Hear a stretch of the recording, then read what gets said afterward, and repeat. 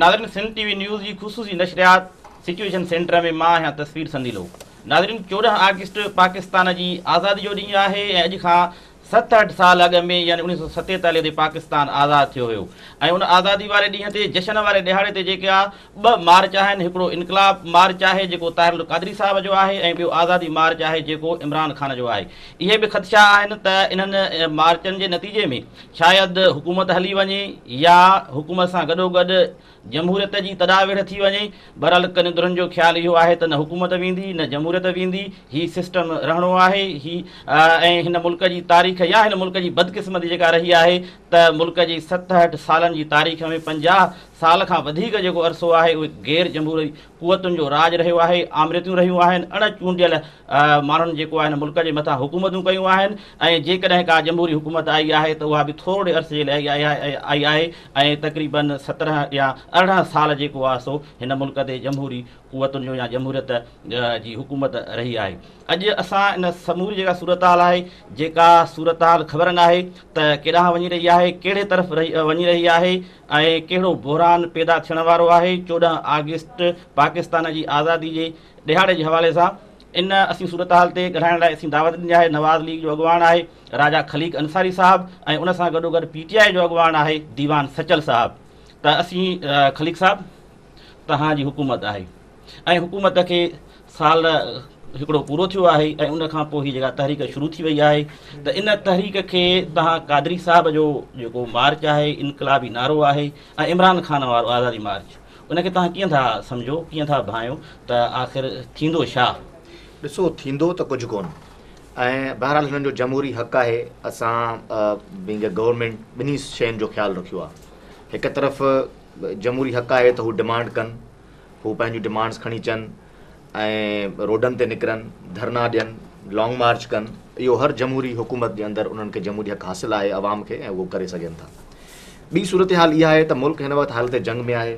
तालिबान जे ख़िलाफ़ु असां जंग जी सूरत हाल में आहियूं। ज़रबे अज़ब ऑपरेशन थी रहियो आहे, असांजा फ़ौजी जवान उते शहीद थी रहिया आहिनि ऐं तमामु वॾो दहशतगर्दी जो ख़तरो आहे ख़ासि तौर ते इस्लामाबाद में। उन जे पेश नज़र असांखे कंटेनर्स बि रखणा पिया आहिनि, असांखे रस्ता सोढ़ा बि करणा पिया आहिनि त जीअं हिकु हिकु माण्हूअ खे स्कैन करे सघिजे, जीअं का वॾी व्हीकल न वञी सघे जेका ब्लास्ट करे ऐं को ख़ुदकश हमलावर न अंदरि दाख़िल थी सघे। इन करे हुकूमत ते 2 ज़िमेदारियूं आहिनि। हिकु त अवाम जे जमहूरी हक़ खे तस्लीम कंदे उन्हनि खे पंहिंजो रस्तो बि ॾियनि त वञी करे उहे एहतजाज कनि ऐं ॿिए तरफ़ उन्हनि जी जान ऐं माल जे तहफ़ुज़ जी बि ज़िमेदारी हुकूमत जे वक़्तु आहे। इन करे असां ॿिन्ही शयुनि खे बैलेंस करे हलूं पिया ऐं असांखे पूरी उमेदु आहे त सिचुएशन अंडर कंट्रोल आहे ऐं हिन वक़्तु ताईं जेका सिचुएशन लॻी रही आहे उन में जेको मूंखे जेको फ़ाइदो ॾिसण में अची रहियो आहे, सियासी फ़ाइदो ॾिसण में अची रहियो आहे, उहो PMLN जो आहे।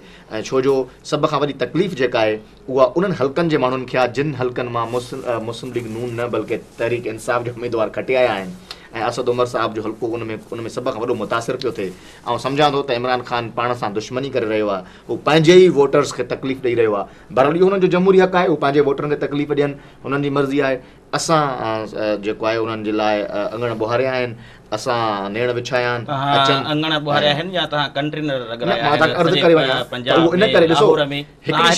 जमहूरी हक़ आहे एहतजाज करण जो, मार्च करण जो, पोइ ही कंटेनर छो आहिनि सॼे पंजाब में? हाणे तव्हांखे यादि हूंदो त 10 तारीख़ हाणे गुज़री आहे, 2 ॾींहं अॻु में 10 तारीख़ ते योम शोधा रखियो वियो लाहौर में ऐं सॼी मीडिया ते ॾेखारियो पियो वञे त बाबा कंटेनर आहिनि। ताहिरुल क़ादरी साहब जे उन तरफ़ इहो जलसा गाउन रखियो आहे, उन तरफ़ सभु रस्ता सील थी विया।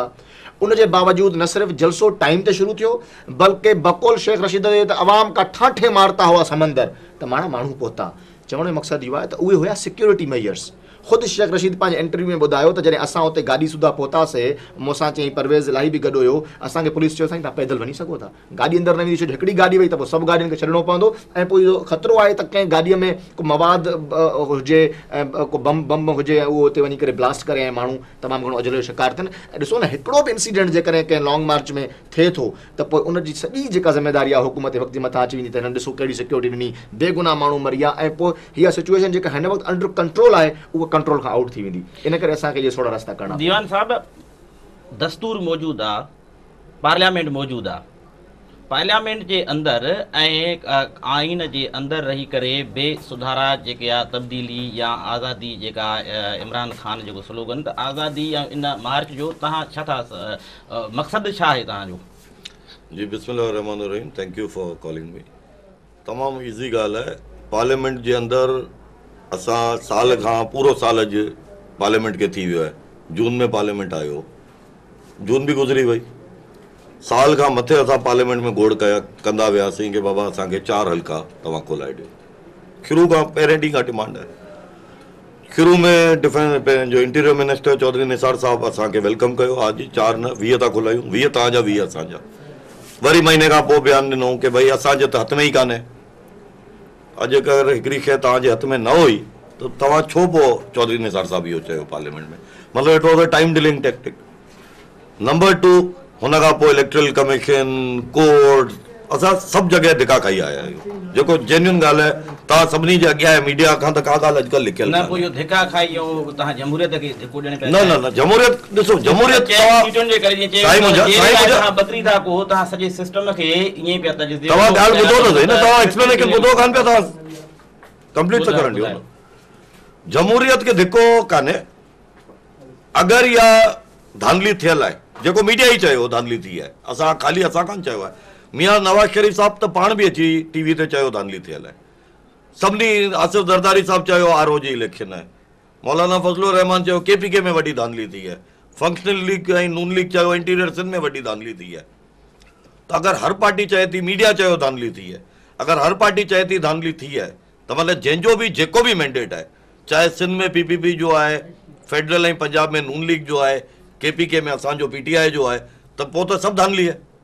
त अगरि धांधली आहे त उहो जमहूरियत कान्हे, हिकिड़े पासे त थियो न। या त धांधली न थी आहे त पोइ त ई डेमोक्रेसी आहे, वोट ते माण्हू आया आहिनि, या त ई कूड़े मैंडेट ते आया आहिनि त पोइ डेमोक्रेसी त आई कान। अगरि तव्हांखे एतिराज़ आहे डिक्टेटरशिप में, पाण सभिनी खे एतिराज़ आहे, राजा साहब खे एतिराज़ आहे, मूंखे एतिराज़ आहे, तव्हांखे एतिराज़ आहे, डिक्टेटरशिप न हुजे।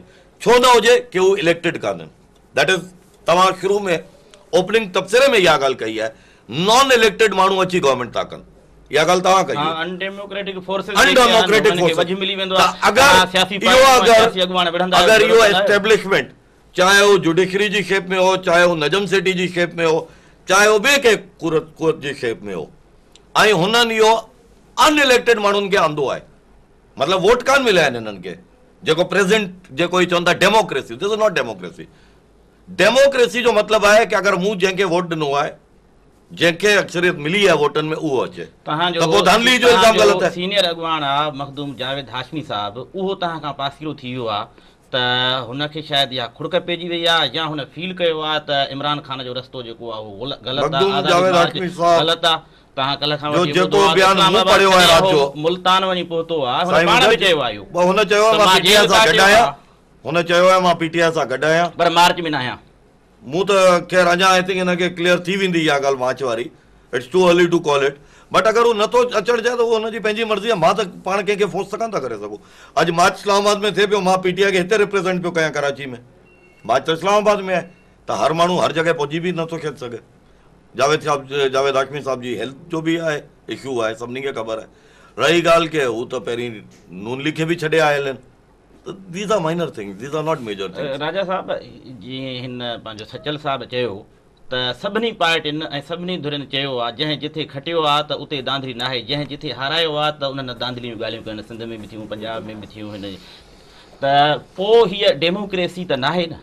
हाणे मां अर्ज़ु करे वञा, साईं जन सही था चवनि त एतिरा सभिनी खे आहे, ऐं ख़ुदि वज़ीर आज़म साहब कल्ह पंहिंजे स्पीच में बि चयो त असां बि गुज़िरियल वक़्तनि में दांधलीअ जे वारे दांधली जो शिकार थिया आहियूं, पर असां इहो रस्तो इख़्तियार न कयो आहे। जेकॾहिं राजा अंसारी खे शिकायत आहे त उन जे हल्के में दांधली थी वई, या सिंध में दांधली थी, या KPK में दांधली थी, या किथे बि थी, त पोइ असां इहो रस्तो इख़्तियार न कयो माना आहे, इहो माज़ी में न रस्तो हाणे। ऐं तरीक़ो जेको आहे असां छा रस्तो कहिड़ो इख़्तियार कयोसीं, असां डेमोक्रेटिक प्रोसेस खे हलणु ॾिनोसीं, छो जो असांखे ख़बर हुई त हिन मुल्क जो जियापो, हिन माण्हुनि जो जियापो जमहूरी अमल में आहे। असां हुन जमहूरी अमल जो हिसो बणियासीं, इलेक्टोरल रिफॉर्म्स आणण जी कोशिशि कईसीं। उन वक़्तु जेके असां इलेक्शन रिफॉर्म्स आंदासीं पोइ गवर्नमेंट में, उन जे नतीजे में इहो थियो त हिन दफ़े जेके इलेक्टोरल लिस्ट हुयूं, जेके इंतखाबी लिस्टूं हुयूं, उन में वोटर जी तस्वीर में शामिल कई वई हुई।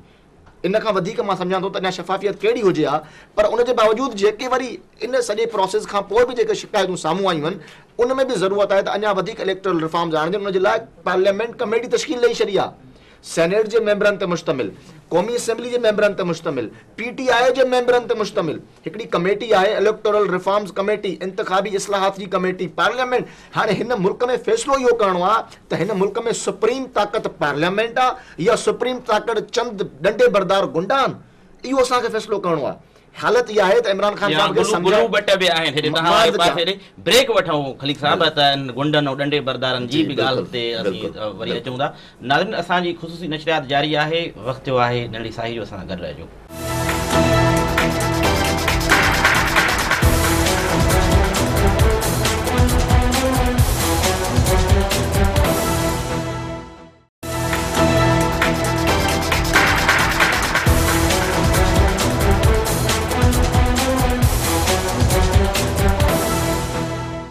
नाज़रीन, प्रोग्राम में हिकु भेरो ॿीहर भलीकार।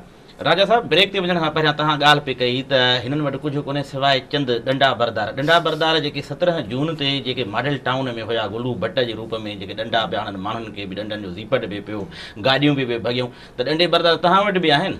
ॾिसो, मां अर्ज़ु कयां त जेके जिन डंडे बरदारनि तव्हां ज़िक्र कयो था, उहे डंडे बरदार 24 कलाकनि खां अॻु में बिहाइंड द बार्स हुया, लॉकअप हुया, उन्हनि मथां केस हलिया ऐं उहे अदालतुनि में उन्हनि जा केस अञा हली रहिया आहिनि। जेके पुलिस जा ज़िम्मेदार हुया, उनखे अदली आज़ादु कयो न, असां त कोन कयोसीं।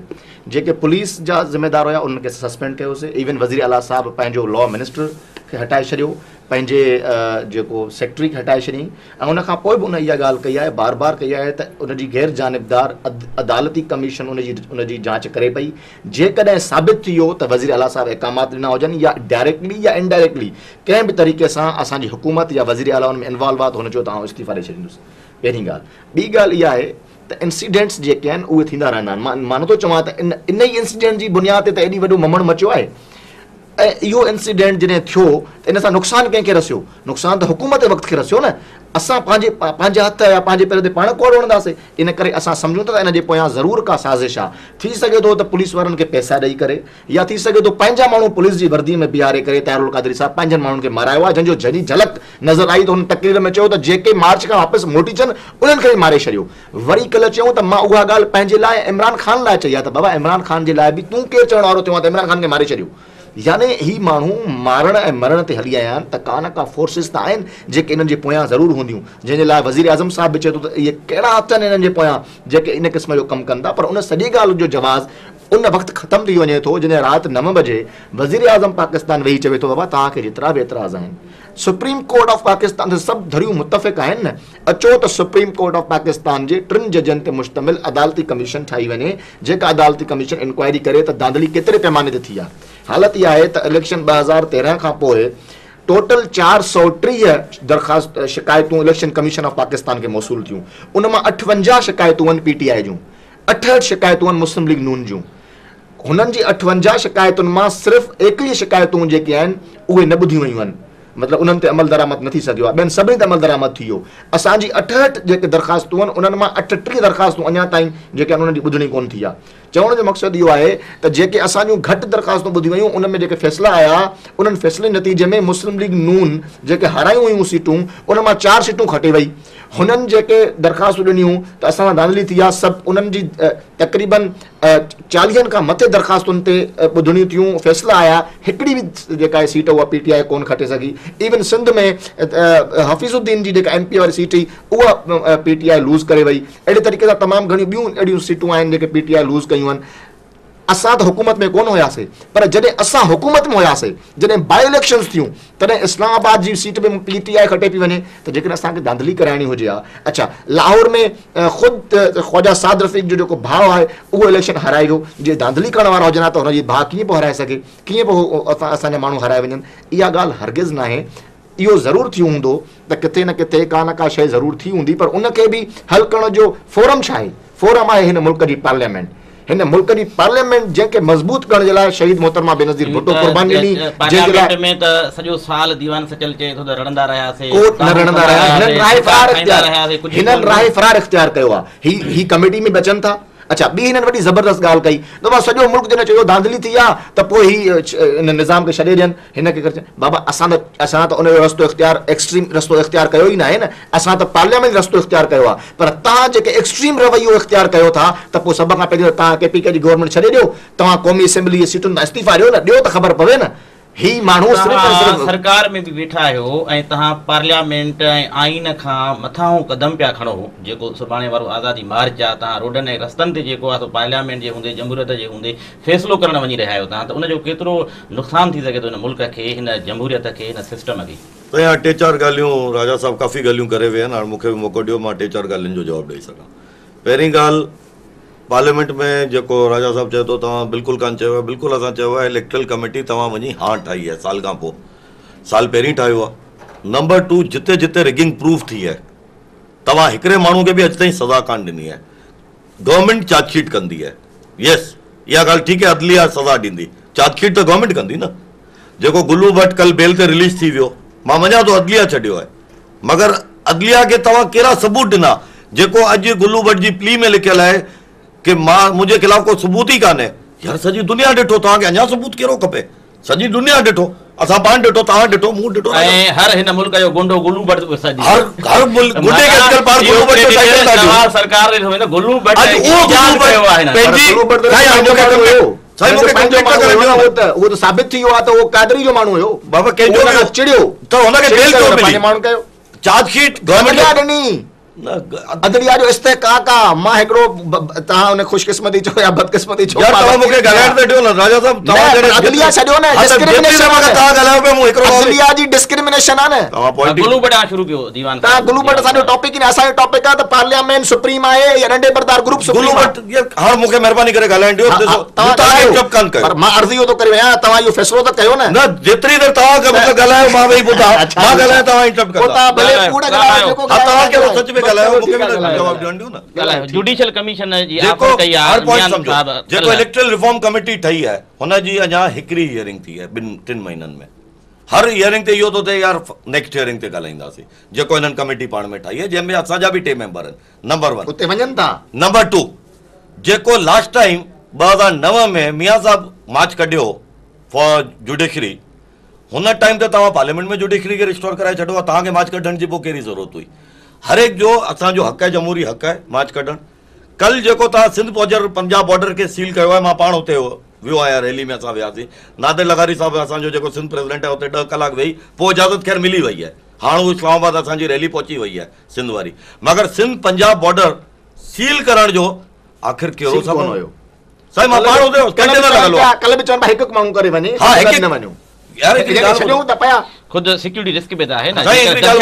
अगर पंजाब वञा वीज़ा वठी वञा, मां पंजाब वञण लाइ वीज़ा वठी वञा, 16 कलाक तव्हां बॉर्डर बंदि कयो, उहे पैदा करे छॾियूं आहिनि जो सिंध जे माण्हू खाणे वीज़ा वठणो पवंदो, तव्हां उहे हालतूं पैदा करे छॾियूं आहिनि। सही हालतूं असां कान कयूं आहिनि। अगरि हिन मुल्क में जेको तव्हां 17 जून जो चयो, शायदि हुननि जा माण्हू इन्वॉल्व आहे, हुन जेको कमीशन ठही आहे, 19 जून ते कमीशन ठही वई, 17 जून जे वारदात ते मॉडल कॉलोनी वारे ते, मुंहिंजे ख़्याल में 2 या 3 ॾींहंनि में, या शायदि ॿिए ॾींहुं शहबाज शरीफ़ साहब कमीशन ठाहे छॾी।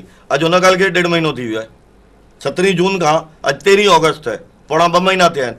छा रिज़ल्ट आयो आहे कमीशन? इंसाफ़ थींदो? हा, इंसाफ़ यार हर ॻाल्हि जो थींदो न, थियो त कुझु कान्हे न।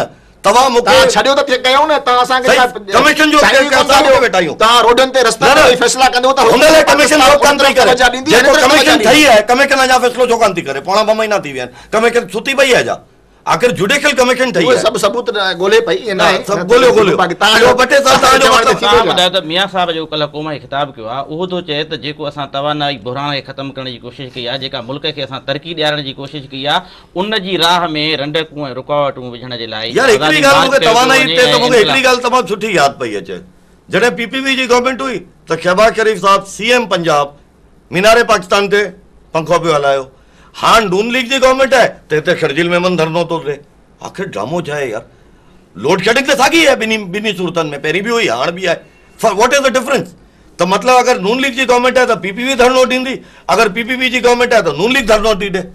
आखिर ईअं न आहे, इहा तव्हांजी इन का फ़र्क़ु इहो आहे, तव्हां फ़र्क़ु पुछो आहे न। फ़र्क़ु इहो आहे त पीपल्स पार्टी जी हुकूमत में उन वक़्तु अमल दरामद कोन पियो थिए, मनसूबा कोन पिया लॻनि, सिस्टम में बिजली अचे कोन पई। PMLN जी हुकूमत में कमु थींदे नज़र अची रहियो आहे। खुद वज़ीर आज़म चयो त मां मञां थो पर असांजी सिमत मथे आहे, खाली रेट डबल थियो आहे, लोड शेडिंग साॻी आहे, रुपए जी क़ीमत इस्तेहकाम रुपए में दीवान साहब सही थो चए त सिंध में जॾहिं आबिद शेर पहिरीं बि लोड शेडिंग साॻी हुई, हाणे बि साॻी आहे। बंदि 18 कलाक इंटीरियर में तव्हां वञो, गर्मी या साल में या कहिड़ी तवानाई जो न साल में कहिड़ी तवानाई पैदा थी, बिजली पैदा थी आहे, बंदि थिया जिते 90% रिकवरी। इमरान खान सही थो चए न त 10 अरब रुपया हिननि इश्तिहारनि ते ख़र्च कया आहिनि, तरक़ी रुगो इश्तिहारनि में नज़र थी अचे, टीवी में नज़र थी अचे। प्रैक्टिकली ॿुधायो भाई ही असां करे ॾेखारियो। लाहौर खां तव्हां खाली प्लानिंग में पूरा आहियो। और मोटरवे जो 55 अरब रुपया रखिया आहिनि, ज़मीन ख़रीद कई पई वञे। खुद वज़ीर आज़म साहब हिकु हिकु ॻाल्हि कल्ह पंहिंजी स्पीच में ॾिनी आहे। इहो ॾिसो, असां हिन वक़्तु सवाल इहो न आहे, सवाल इहो आहे त बाबा मां वरी अर्ज़ु करे वञा थो त असां सभई फ़ैसिला ही माण्हुनि जो वोट मथां ईमान ख़तमु थी वेंदो, वोट तां यकीन ख़तमु थी वेंदो। माण्हू चवंदा त जेकॾहिं सभु फ़ैसिला रोडनि रस्तनि ते करणा त पोइ वोट छा जो? वोट में बि ॾंडो पियो हले, वोट में बि धांधली पई हले न, त आख़िर आहे जनोकार बुहरान आहे। धांधली खे ख़तमु करण जे लाइ इलेक्टोरल रिफॉर्म्स आणजनि न, या उन धांधली खे ख़तमु करण लाइ तव्हां पार्लियामेंट हाउस ते हमिलो कयो। हमलो तो क्या है, असा कयो ही काने, तवा पंहिंजी तरफ़ ॻाल्हियूं पिया कयो। सुप्रीम कोर्ट ते हमलो कयो त तव्हां ई कयो न, तव्हां या क़ुरान मजीद पढ़ण वेंदो छा? न सुप्रीम कोर्ट ते हमलो कंहिं कयो? अॼु ताईं हिन मुल्क जो रिकॉर्ड छा आहे? कोर्ट ते हिकिड़ो ई दफ़ा ज़िंदगी में हमलो थियो आहे, उन्हनि बि कयो। अच्छा, उन जो फ़ैसिलो थियो, उन में ॿई ॿाहिरि नवाज़ शरीफ़ शहबाज शरीफ़ बाइज़त बरी थिया, कोर्ट बरी कया, दुनिया ॾिठो, खुद कोर्ट बरी कया। हिकिड़ी ॻाल्हि ॿुधो, उन में मूंखे अॼु बि यादि आहे तारिक अज़ीज़ खे बूट ॾिठो बिना करवारे, सज़ाई के माण्हू इन्वॉल्व थिया, उहे माण्हू त परवेज़ मुशर्रफ जो रेफरेंडम में खुद इमरान खान सां गॾु हुया। यार हुन ॻाल्हि जो न करो आयो, मूंखे इहो ॿुधायो तारिक अज़ीज़ जे लाइ तव्हांजो MP हो, हुनखे सज़ाई हो। यार तव्हां कहिड़ी क़िस्म जी ॻाल्हि था कयो? मूंखे इहो ॿुधायो इमरान खान अदलिया जे लाइ कहिड़ा लफ़्ज़ इस्तेमाल कंदो रहियो आहे, हाणे खुद अदलिया खे नथो मञे। चीफ जस्टिस जॾहिं हुयो हुते तारिक अज़ीज़ खे सज़ा आई। राजा साहब, साईं दीवान साहब, ॿ ख़्याल आहिनि, ॿ रायूं आहिनि त हिकिड़ा जमहूरियत पसंदि आहिनि, ॿिया जमहूरियत जा पेर कढण जे चकर में लॻा पिया आहिनि। माना हेॾी पीपुल्स पार्टी, नवाज़ लीग, ANP ऐं हेॾां वरी गैर जमहूरी कुवतुनि खे दावत ॾियण जे लाइ आज़ादी मार्च ऐं इनकलाब मार्च थियनि पिया। त आख़िर तव्हां जंहिंखे जमहूरियत था चओ, असां हुनखे जमहूरियत चवी कोन था। फ़र्क़ु त पोइ बाक़ी वोटिंग इलेक्शनियूं जेके असां चऊं था जंहिंखे वोट मिलियो उहो माण्हू अॼु असेंबली में कान्हे, उहो माण्हू असेंबली में आहे जेको हारियो चाहियो। असांजो पॉइंट इहो आहे त उहो डेमोक्रेसी कान्हे जेको तव्हांजो इमरान खान हारियो चवण ते आयो आहे त हलियो वञे न, सही हली वेंदा। इमरान खान जे उन पार्लियामेंट खे ॾिठो सुप्रीम कोर्ट ते हमलो कंदे सज़ा आई। मूंखे इहो ॿुधायो ख़ाली, अगरि अदलिया आज़ाद आहे, तारिक अज़ीज़ तव्हांजे MP खे सज़ा छो कान आई? बाबा अदलिया उन ते फ़ैसिलो कयो, सबूत शरपतन माण्हुनि जी शरारत हुई, उहा ख़तम थी वई। अदलिया ॿुधो, अदलिया ते हमलो थियो, उन अदलिया में केस हलियो, उन अदलिया फ़ैसिलो ॾिनो, बाइज़त बरी कयो, तोखे तो पेट में सुर पए। यार दुनिया ॾिठो न, पर जुडिशियल पोइ ॾिसो न, तव्हां जेकॾहिं अदलिया खे मञो था त जुडिशियल कमीशन जो ऐलान कयो आहे जेको मियां साहब, उनखे मञणु खपे। आहे ॻाल्हियुनि जा दरवाज़ा जमहूरियत में थींदा ई न आहिनि। डिक्टेटर हूंदो आहे, ॾंडो खणी ऐं हुकूमत कंदो आहे, ॻाल्हियुनि जा दरवाज़ा आमिरियतुनि में बंदि हूंदा आहिनि, जमहूरियतुनि में त खुलियल आहिनि। तव्हांखे दावतूं पियो ॾे, चए पियो जिथे हिननि माण्हुनि हिननि जो जेको डिफेंस मिनिस्टर आहे आबिद खेर अली, परवेज़ रशीद, असांखे ॻाल्हियूं ॾींदा विया, हीअ अजायो कहिड़ी ॻाल्हियूं पिया कनि। अॼु तव्हांखे आज़ादी मार्च मथे ते आई आहे, पोइ तव्हांखे दावत यादि आई आहे? पहिरीं छो कान दावत यादि आई? पहिरीं दावत छो कान यादि आई? खाम ख़याली आहे। पोइ इहो सॼो लाहौर ऐं इस्लामाबाद बंदि थियो आहिनि। लाहौर ऐं इस्लामाबाद तव्हांजी सिक्योरिटी जे करे बंदि कया। अच्छा, असांजे करे वीचारनि बंदि कयो। ऐं तव्हां ॾिसो जे कंटेनर रखिया विया आहिनि न, त पोइ त को माण्हू न अचे, ईंदा ई सभु।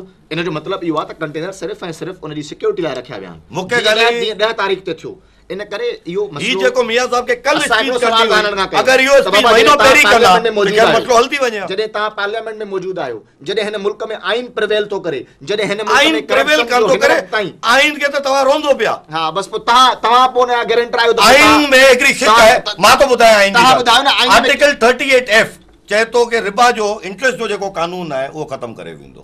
जेको तव्हां यूथ स्कीम लॉन्च कई उन में तव्हां इंटरेस्ट वठो न वरितो, तव्हांखे इहा ई ख़बर न तव्हां आहे। पढ़ियो ई बैंक कान्हे, चार्जिस आहिनि बाबा, मां उन प्रोग्राम जो सूबाई कोऑर्डिनेटर आहियां, तव्हांखे ख़बर न आहे।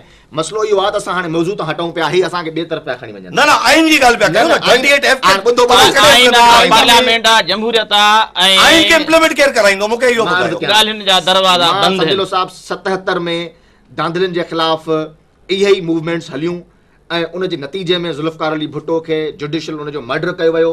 उन जे नतीजे में हिन मुल्क 11 साल आमरियत ॾिठी।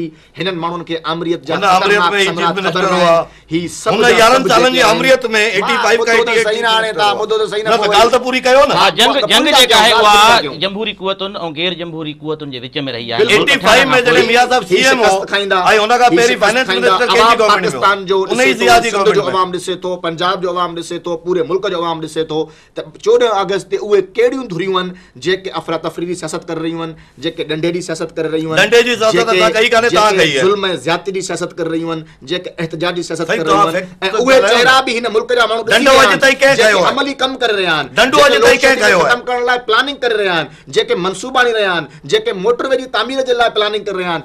अॼु उहे ॿई चेहरा अवाम जा ॾाढो वाइखा थिया आहिनि। क़ुर जी आयत आहे, अहिड़ो वक़्तु ईंदो आहे जॾहिं खोटा ऐं खरा अलॻि अलॻि थी वेंदा आहिनि। अॼु इहो वक़्तु अची वियो आहे, जीअं असां ॿई वेठा आहियूं, असांजे विच में हिकु लाइन आहे, हिकु तरफ़ खोटा आहिनि, हिकु तरफ़ होॾे बि त क़ुर पाक पिया पढ़नि। क़ादरी जे महिल अचे थो त तारीख़ इस्लाम क़ुर यज़ीद ऐं क़ादरी साहब पाकिस्तान जे हिकु फ़िरके जे ख़िलाफ़ जेका ज़हर वारी ज़बान इस्तेमालु कई आहे ऐं जेको फ़िरका वारियत जी जंग उहो शुरू करणु वञे पियो, जेका साज़िश पई थिए, हिकु त असां उनखे कंडेम था कयूं, ॿियो त जॾहिं इहो काफ़िलो हुनजो निकिरंदो ताहिरुल क़ादरी जो, ऐं जंहिं तरीक़े सां हुन हिकिड़े फ़िरके खे टारगेट बणायो आहे, उन्हनि खे दहशतगर्द चवणु, उन्हनि खे तमामु घणो ख़ारिजी चवणु, मां सम्झां थो त इहो तमामु वॾी जंग थी सघे थी। हिकु दफ़ो जेकर हिन मुल्क में फ़िरका वारियत जी जंग भड़की उथंदी आहे बाहि, त पोइ उनखे विसाइणु मुश्किल थी वेंदो आहे। इन करे असां कोशिशि कंदासीं ताहिरुल क़ादरी खे उते ई महफ़ूज़ कयूं लाहौर में, छो जो तमामु वॾो ब्लास्ट थी सघे थो इन बाक़ी रही इमरान ख़ान साहब जी ॻाल्हि। इमरान ख़ान साहब पंहिंजो शौक़ु पूरो करे,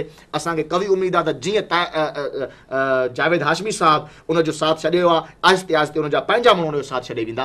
इन अमल में जमहूरियत जे ख़िलाफ़ जेको क़दम हू खणी वञी रहियो आहे, हुनजो को साथ कोन ॾींदो। दीवान साहब साथ छॾे वेंदा, तव्हांजो साथ रहंदो या न रहंदो जेकॾहिं गैर जमहूरी कुवतूं अचनि थियूं। जमहूरियत कुवतूं आहिनि जेको वेठियूं आहिनि, असां त हिननि खे गैर जमहूरियत था चऊं। जेको राजा साहब लेक्चर त भलो ॾिनो, 85 खां 11 साल, 77 खां ही 11 साल ही गवर्नमेंट रही, पंहिंजो छा तव्हां चयो अनडेमोक्रेटिक गवर्नमेंट रही, हुन में त तव्हां पाण सीएम हुआ 85 खां 88 ताईं। इलेक्टेड मतलब वो पोइ जमहूरियत थी वई कोन हुयासीं के आमिर जो ऐं हुन खां पहिरीं ज़वालक जा फाइनेंस जो रेफरेंडम में साथ कोन ॾिनो होसीं। ज़वालक जो फाइनेंस आमिर सां गॾु वेही करे कोन पीती होसीं। 84 रेफरेंडम में साथ कोन हुआ, 84 रेफरेंडम में फाइनेंस मिनिस्टर हुआ ज़िया जा अपॉइंटेड। तव्हां छा था चओ? तव्हांखे हिस्ट्री को ख़बर कान्हे, वो बढ़िया चो जी। हां बस पोइ तव्हां 84 जो फाइनेंस मिनिस्टर केरु हो? हाणे गऊं एक मिनट न पर इहो त ज़िया जी पैदावार मियां साहब चयो थो वञे पाण सॼी कारी हलड़ी पुछकारी केस बि हलियो। हिन वक़्तु हालत इहा आहे त ही दोस्त जेके आहिनि, असां माज़ी में हलिया वेंदासीं न, पोइ ज़ुल्फ़कार अली भुट्टो साहब अयूब खान खे डेडी चवंदो हुयो, तमामु घणी तलखियूं आहिनि, तमामु घणी न पर जेको तव्हां 11 साल जी ॻाल्हि कई पंहिंजी त उन में मां अर्ज़ु करे वञा त न, पर मुल्क खे त नुक़सान थियो न।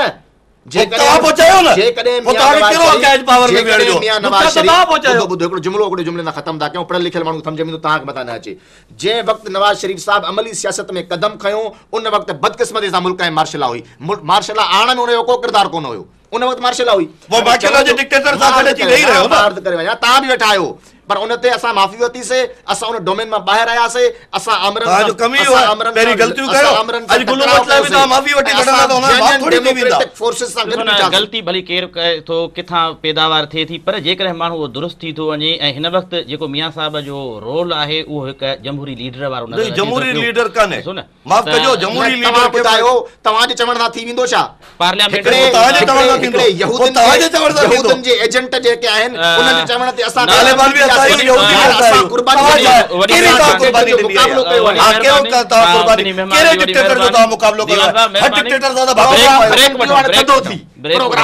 नाज़रीन असांजी ख़ुसूसी नशरियात जारी आहे 14 अगस्त जे आज़ादी मार्च ऐं इनकलाब मार्च जे हवाले सां। हिन वक़्तु असां न्यूज़ ब्रेक वठंदासीं, पर असांजी ख़ुसूसी नशरियात जेका आहे सा उहा जारी रहंदी, राति देर ताईं जारी रहंदी ऐं नवां नवां महिमान ईंदा ऐं असांखे जॉइन कंदा रहंदा।